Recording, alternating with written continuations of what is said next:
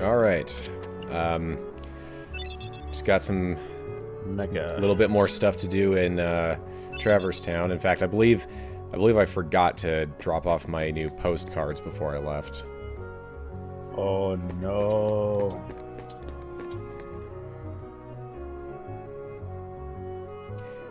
In case you were wondering if the characterization of Traverse Town as an intergalactic refugee camp wasn't exactly what this is. Despite the cottagecore cozy, it's kind of sad. Your parents are dead! Alright, talk to the lady.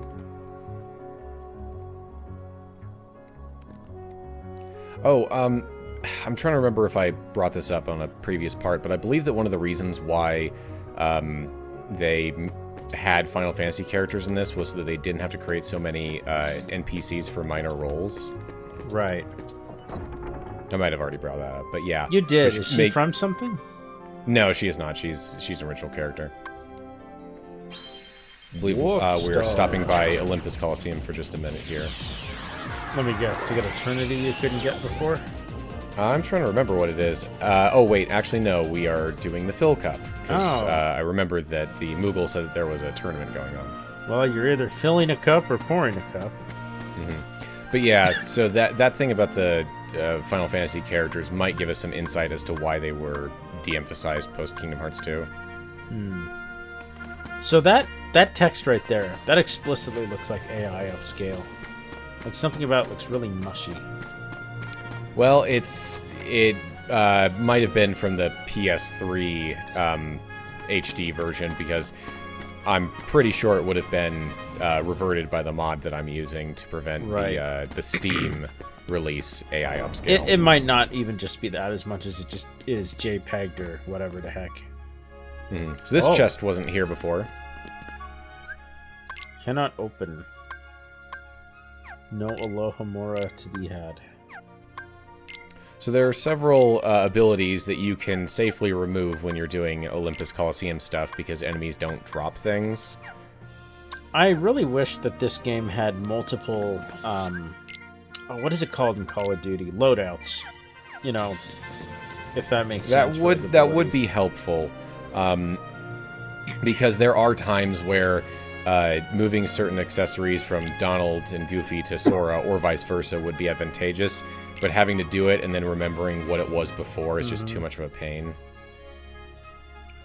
That could be a potential mod someday. We'll see. I don't usually do Olympus Coliseum Cups as soon as they become available, simply because you don't want to get to, like, the second to last fight and lose, so I tend to leave them for way later than is necessary. If I recall, I basically left everything till the end, just so I could absolutely go nuts.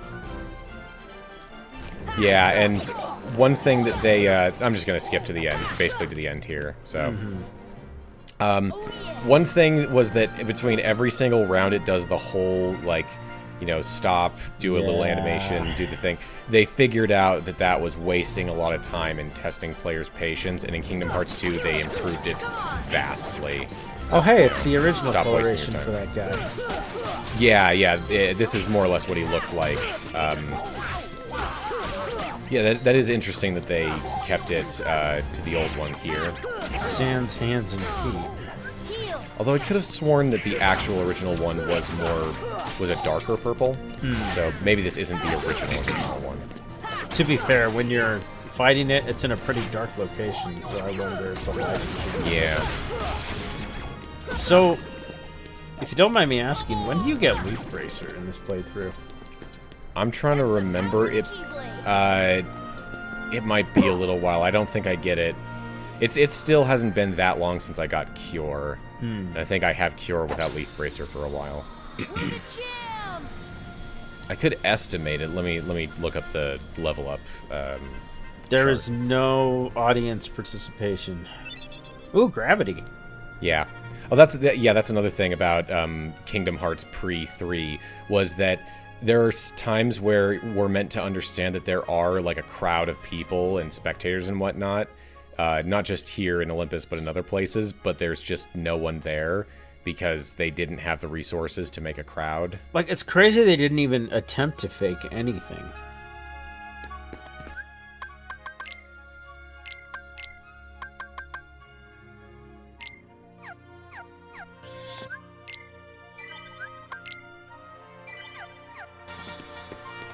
Okay, so the shield gets Leaf Bracer at level 27.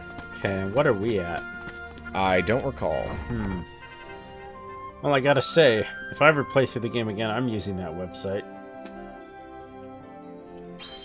Oh, that's right. I'm sharing my screen, not my window, so you just saw me click away. Yeah, but it's okay. Nothing of interest is really happening. I gotta be more mindful of that. Yeah, you're good. Yeah, I was just on khguides.com, which I actually have contributed to, mostly nice. in the sense of correcting little mistakes that I find. A rift in time and space. Yep, so this is how we jump from one, like, arc of worlds to the other. Reminds me how I got lost at a campground at the Grand Canyon. I did not know that the campground had multiple loops. I spent hours going in circles. Yeah, and because of that, you can actually have some kind of wild routes in this by just jumping into different portals. Like, some of the later Gummi missions are like, take off from this world and then land in this world, and you're like, but how? And then you look at the different portals and you're like, oh, I guess you can do that. That would make it a really long trip, potentially. With how fast you can eventually get Gummi ships going, it shouldn't take too long. That's it's good. probably just that the what you have to do along the way is really bad. But like even just now with the system up level 2, I was able to fit a bunch more engines on, so I was going noticeably faster. Oh yeah, I never was able to go that fast. All right, it's Agrabah. I love the pink weird light on the Genie cloud there. Oh, hey. People. And the keyhole? The Heartless are searching for it now. I'm certain we'll find it soon enough. I was my own world destroyed. So that just leaves... I mean, that does... I do like that Maleficent is kind of like the thing that's tying all of the villains together. Right. She's disappeared like magic. That is Gilbert Gottfried, right? It is. For Aladdin specifically, they got the vast majority of original actors for this, for Kingdom Hearts from the film. The notable exception is the Genie, which we will get to. Why worry about Princess Jasmine? But yes, Aladdin, Jasmine, Abu, Jafar, and Iago all have their film actors. Hours when we find the keyhole. Blink, man. Oh, there we go. We need all 7. Although, yeah, that is a good question. Never thought about that. Why would finding the keyhole give him this world? It just makes it so that he can destroy it or not. Yeah. We'll find her. But no one else here really understands what the keyhole is, so they wouldn't... If he said, I control the keyhole, they wouldn't know what that means. Yeah, maybe it's just his lust for power? I don't know. Don't steep yourself in darkness too long. Maybe he's not planning on consuming the heart, but he has, like, some idea that the heart will just give him power? I don't know. Maybe. Maybe Maleficent has been telling him things that aren't Concern is true. touching, but hardly necessary. But yes, Jafar's actor here is Jonathan Freeman. There's Jasmine there, played by Linda Larkin. Stealing. I haven't seen. I need to see that movie again. It's been a while. I believe we watched it together a while back, didn't we? Oh yeah, I think we did. Yeah. That's right. I talked about, and I wouldn't post this online for anybody listening, but using AI to make some of the TV series where Dan Castellaneta does his stuff. See how it would sound as Robin Williams. It wouldn't sound right, of course, no matter what, but it's just a curiosity. I have too much respect for the man to post that online. Yeah. But, yes, like you mentioned, Dan Castellaneta, as per usual... No, that's fine. Fills in for the Genie over Robin Williams, because Robin Williams never liked doing extra stuff outside of that first movie, and I think he had to be bribed with an original Van Gogh to do the third one. The reason was they broke contract pretty bad. Yeah, but the reason why the contract was there was because Robin Williams was like, we just want to make a fun movie for the kids. We don't want to Right. we don't want to be a part of like a merchandising gross thing, you know.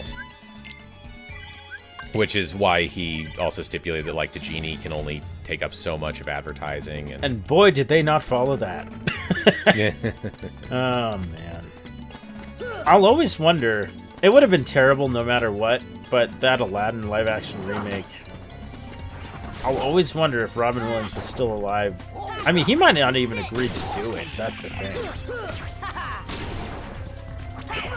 Yeah, like that would be something that Disney... Oh, I finally got scanned.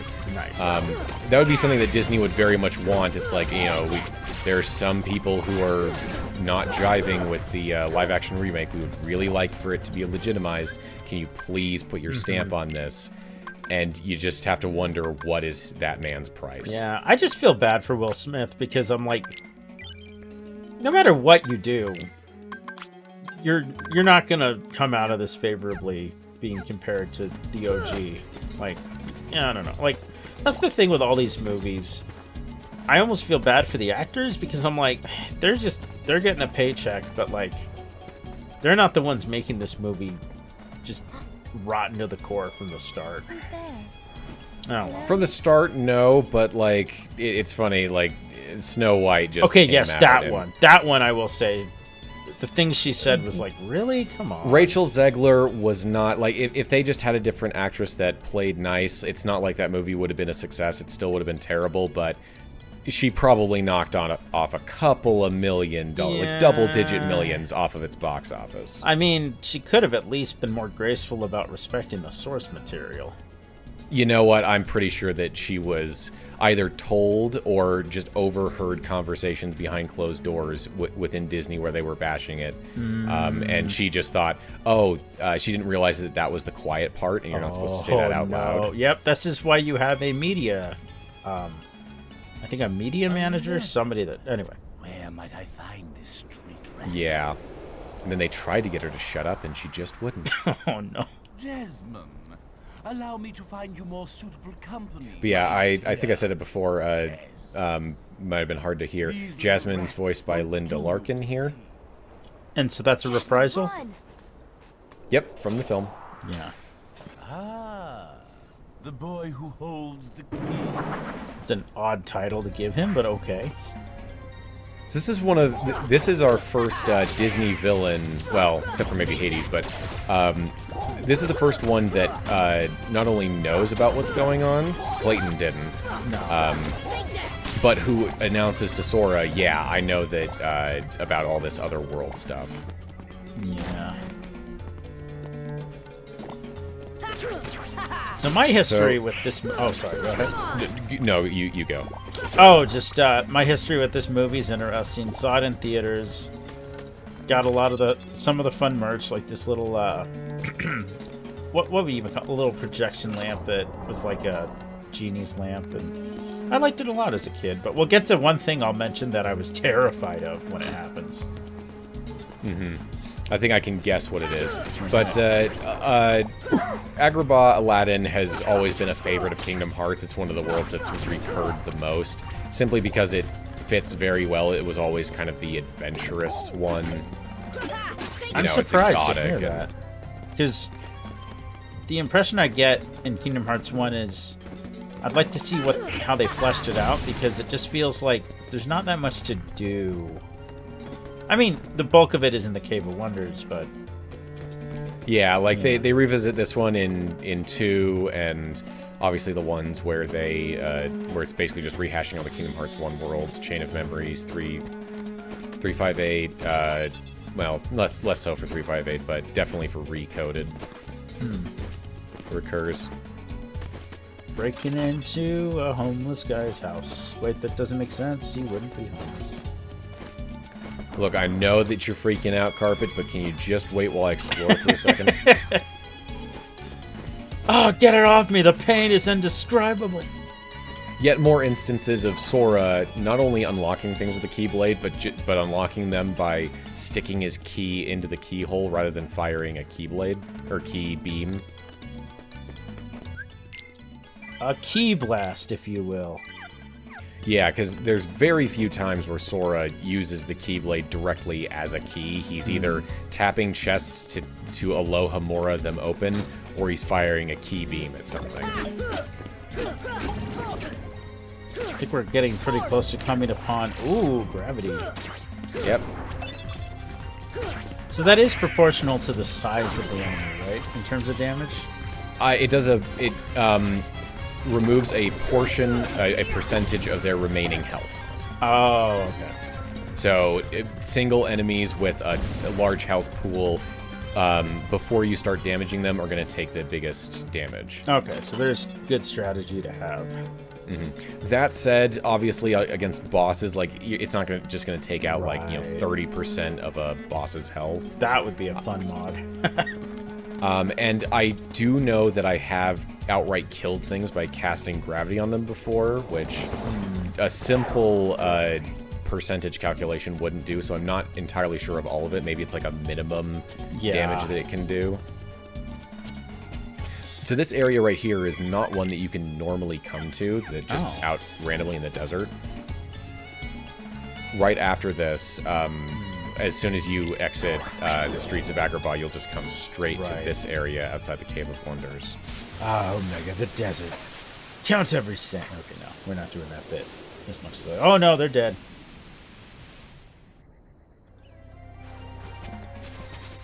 So they're, like, drowning right now, right? Yeah, like, they're oxygen deprived. Unless... I don't think you can see them down there. I think they're under the sand. So yeah, they're basically dead. Yeah, as somebody who grew up loving the movie The Princess Bride, the idea of being stuck under sand, I was like, yeah, you can like probably breathe under sand, right? But no, why would that make any sense? This might be one of the harder fights in the game, given how many enemies and how aggressive they are at this stage. I struggled hard with what's coming up. It's actually going to be a minute before we get there, but... No, give me the item. Let me have the item. Oh, good. He came back up somehow. Yeah. Kingdom Hearts 2 figured out that when a fight is over, just have you can even see the item in the background of the cutscene. To just, when a fight is over, you just suck up all of the remaining pickups. I mean, they even make it so that item pickups don't disappear over time. All I can hear is just Homer just yelling. Oh, man. Yep. So, Aladdin's voice here is Scott Wagner, which is from the film, and Genie is Dan Castellaneta, most well known for voicing Homer. Just paid a visit to the Cave of Wonders. I found that magic carpet and this lamp. So this is an interesting thing about how Kingdom Hearts approaches Aladdin, because it deals with the broad strokes of... So Aladdin has already gone into the Cave of Wonders, retrieved the lamp, but Jafar doesn't seem to have been involved with that. Right. That's strange. Jasmine is already on first-name basis with Aladdin. They're playing fast and loose with a lot of these specific rules in order to facilitate a quick retelling of it. They just sort of trust that you understand the big picture, even if certain details are incompatible. Which we are going to be doing that even harder in a later world. Fabulously wealthy prince. Whoa! Money, royalty, fame. Why didn't I? Because, yeah, like, right here, he talks about doing the prince thing, but it doesn't actually happen. They're like, maybe later. Just say the word and I'll deliver it in 30 minutes or less, or your meal's free. Hey, I'll even throw in a cappuccino. No thanks. Okay. I think That I'll sounded- put man, that that on okay hold sounded until we weird. reach Agrabah. Oh, why a prince? You see, there's this girl in Agrabah named Jasmine. So Abu She's a is voiced by princess. Frank Welker from the film, and She'll Iago never is fall for a Gilbert guy like Gottfried, me. yep. I'll always find it crazy that until his death, he was consistently on the show Cyber Chase on PBS. What? Really? Right up until his death? I didn't know that. I knew mean, that, he was on it, but well, I mean, it's not like he was planning to stop. I can't I guess remember. not. I can't remember why he passed away, of what complication or whatever. I just know that Christopher Lloyd is still voicing Hacker to this day, I believe. Share the great outdoors. I guess you don't get out much, huh? Comes with a job. Phenomenal cosmic powers, itty bitty living space. Huh. It's always 3 wishes, then back to my portable prison. I'm lucky to see the light of day every century or two. Say, Genie, what if I use my last wish to free you from the lamp? that is an What do you interesting think? idea given the timescale of Kingdom Hearts. Like, the timeline does persist over Genie, it's hundreds, a if not promise. thousands of years. So the After idea we that help Genie Jasmine. was around during some of the earliest events of the series. Right. So we got Aladdin as another party member. He's actually got some pretty high attack power and decent critical hits, so he's not a bad heavy. Him getting a sword reminds me, of course, of is it the Genesis version of the Aladdin game? I think. I 'Cause wouldn't know. The SNES version, he didn't have a sword. So is So Genie in all already 3 he's games? wasted like 2 items, so gotta take those from him. Yeah. What was that? Is Genie in just Kingdom Hearts 1 and 2, or is he in 3 as well? Aladdin is not represented at all in 3, so Wow. no. No Genie, huh? They, after a little while, I think they kind of realized that they were rehashing worlds too much, especially ones that they felt that they had already covered pretty well. By the end of Kingdom Hearts 2, they had covered about all you could really do with Aladdin, and they decided to give it a rest. Yeah. They, especially now that Pixar was on the table and that, Right. Kingdom Hearts 3, they had made some other very popular animated films. They were like, we want to prioritize these than Right. places that we have already gone to many times. Because I feel like 3 focuses the most on the second Disney Renaissance and Pixar. Yeah. I say second Disney Renaissance between, like, I guess Tangled and whenever Disney fell off. I'm not really sure when that exact moment was. I think Renaissance might be a bit strong. Yeah, but, yeah, you're right. Tangled was a step up, but Frozen was I don't know, it wasn't bad. It was obviously a their financials would definitely call it a renaissance, but I don't have any beef with Frozen on paper. It's more just that I think it was too successful for Disney's own good. I would agree.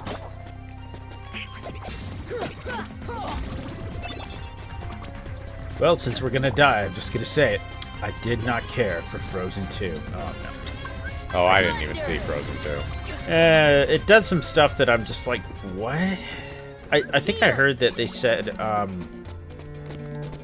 they didn't even know what the result of the mystery would be by the time they got to it. So they're like, what if it was just nothing? Oh, they J.J. Abrams did? Yeah, and there's like, what if there was nothing in the box? But that's also a J.J. Abrams-ing it. Yep. All right, so what's here we have the black these mushrooms. guys? So these guys spit out poison, which does do damage over time. But the main thing is that they will turn invincible for a period of time. Yeah, I was not sure what I was doing. Yeah, they don't have very much health, but they have crazy high defense, which is why I'm using so much gravity magic. Right. But if you can manage to kill them, they give out a lot of EXP for this point. Wow. In the game. Do they also give you like a special item or not?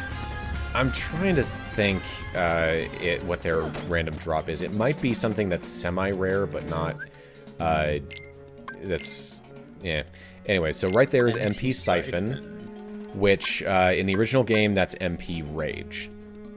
There is an entire... I could do an entire, college thesis on the thought process that went into the Siphon abilities, quote-unquote. But basically, There's no perfect way to do it because the original Japanese version isn't terribly consistent about how it handles that. But I tried to find a way that would incorporate all of the different upsides of both the English and Japanese, and I settled on MP Siphon for MP Rage. Which also, in this game, there's a Gummi part called Osmos G that it should really be Siphon G.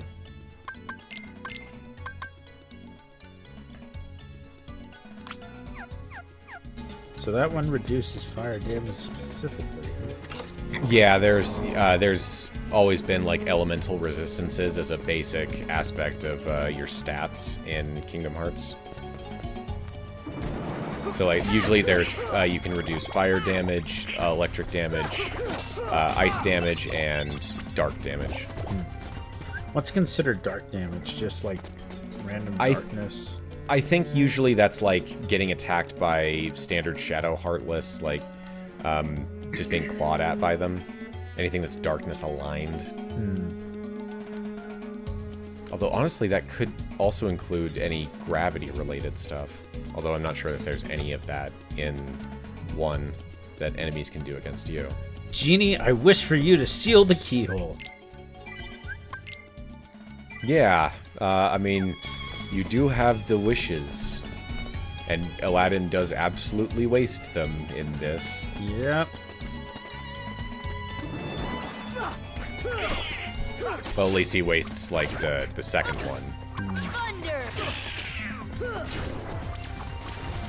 So yeah, another Heartless type that is themed after this world specifically. There's even 2. There's a variant of the Fat Body. Right. Fat Bandits are even worse, but at least they shoot projectiles that you can pretty easily reflect back. Nice. Oh. Just standing there real casually there, Jasmine. Setting your sight. I was trying to get that chest, but I forgot that the cutscene triggers if you move, like, anywhere. Back to your hole, street rat. I will not allow you to trouble the princess anymore. Jasmine! I'm so sorry, Aladdin. Genie, help Jasmine, please. That's a vague wish, Aladdin. One wish left. You're making this really easy, you know? So sorry, boy. I'm afraid your second wish has been denied. Oh no. Gilbert Gottfried stole the thing. Well, that shouldn't be how that wish works. And now, I bid you all farewell. Attack! Well, I guess vague wish equals vague outcome. Genies are known for that. I hate this mini boss so much.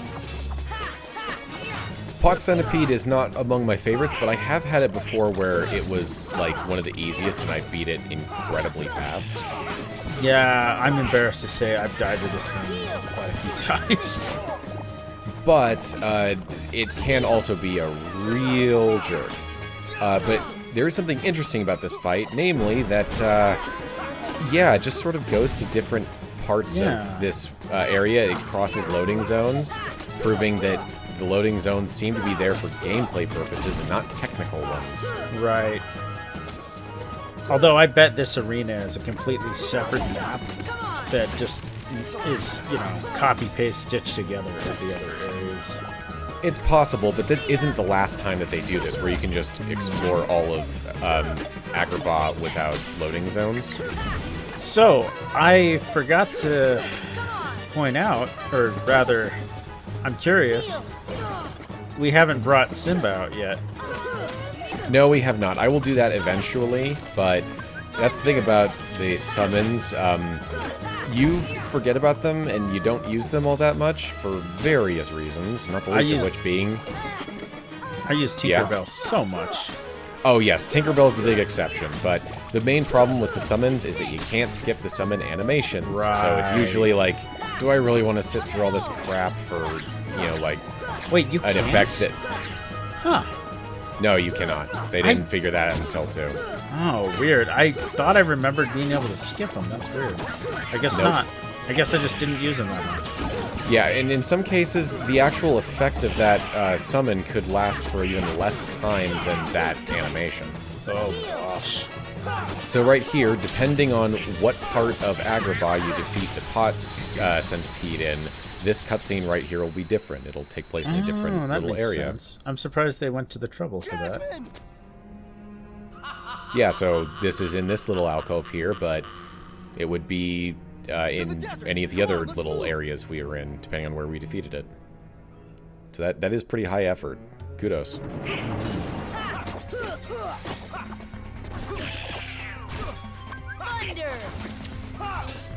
See how using some thunder now? Yes? In a game with random encounters, it's interesting to have it just be like, you might get enemies that just show up. That's an interesting, like, compromise between going into a turn-based battle versus being in the open world where there's just enemies. Well, yeah, that's an interesting point about Kingdom Hearts in general, is that basically this game serves as what Square Enix interpreted as the logical JRPG extension of Super Mario 64. It was like, that game got them to think, you know, like, what... this has sort of changed everything, and so many different games are enabled by what this game did.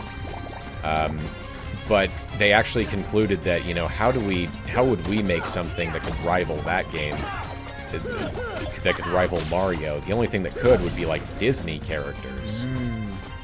And apparently that was a conversation between two like Square Enix, or at the time Squaresoft executives, that Tetsuya Nomura overheard. And at the time, I believe Square's headquarters in Japan was in the same building as the Disney Japan headquarters. Nomura, or at least someone else, had a chance elevator encounter with a Disney executive, made a literal elevator pitch, and that eventually turned into Kingdom Hearts. That's the thing I hate the most about life and reality, is just that if this one thing didn't happen, we wouldn't have all this. And it's just like, I'm like, oh, my brain, but... yeah. So this right here is one of the minigame Heartless. I'm not going to do it, but I am going to show you. So there's all these pots here. All of them will move if you run into them, except for the one that is the enemy. You get EXP, tech points, for each not real pot that you defeat. The hit, it drops money, and there's a chance that the last one will drop the actual, like, unique synth item. Oh, so nice. I was hoping for that. Right Real there, that was the job. pot Scorpion. I will be defeating him later, but not now. It's not worth it. But anyways, that's where he is, and that's how you figure out that one. Oh, it's weird to see a Heartless with a mouth. Yeah, there aren't that many with mouths, now that I think about it.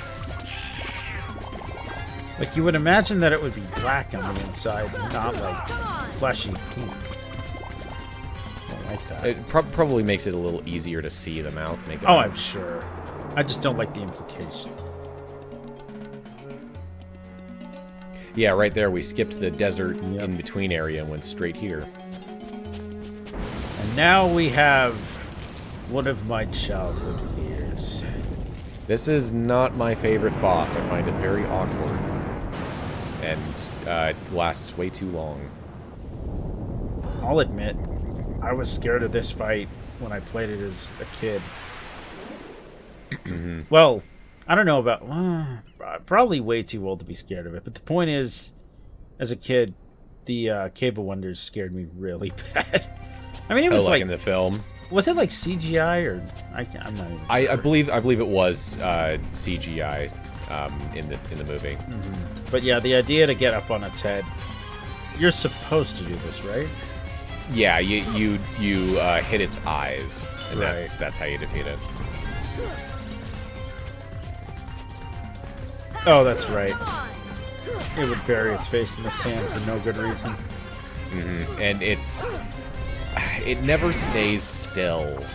And Yeah. I don't think that they accounted for just how awkward it is to have your feet firmly planted enough to land any hits. Yeah, I think one of my strategies for a while was just trying to get a bunch of fire shots into the eyes, but that probably didn't work. Yeah, I want to say that before this, I watched someone do this boss, and they were like jumping onto it from behind, so that's what I was trying to do. But what also doesn't help is that there's an endless stream of the fat bandits and bandits, which I believe are the specific heartless, and they are very difficult enemies. Like that guy, he just flew out of nowhere and whacked me. It is very easy to die in this fight. Yeah, I died a lot. So how good of a job does Arrow do with defense? Is it like 20%? I'm trying to remember what it does, but it is noticeable. Heal. So I wish I would have used it more. Yeah, it's handy, although you could very well argue that Tier 1 Arrow is too expensive for how long it lasts. Because it's 2 MP, which is pretty pricey when you also, for this early in the game where I still only have 3 MP. Right. So and you're also having to hold on to stuff for cures and... Does Arrow also get better in its defensive capabilities? As you yeah. I think it does reduce more damage in the higher tiers. But it's not just about the tiers. Magic power in this game is determined by your max MP level. Oh. So when you get more MP, your magic attacks will deal more damage. Oh, I didn't know that. Yeah, it wasn't until I think Kingdom Hearts 2 where they decided to have the idea of your magic attack power and your magic capacity being 2 different stats. Because I always thought it was getting more powerful because of my attack stat. No, it's all to do with your magic capacity. That's why all of the accessories in the game that increase your MP also say that it increases your magic and summon power. See, I just thought it meant to say that you have more to do, like work with. Yeah, no, it means that those things will hit harder. So right there, you can scum the very end and, you know, hit them with some thunders. Nice. I think I've died at the very end. Yeah, so we will complete Agrabah next time.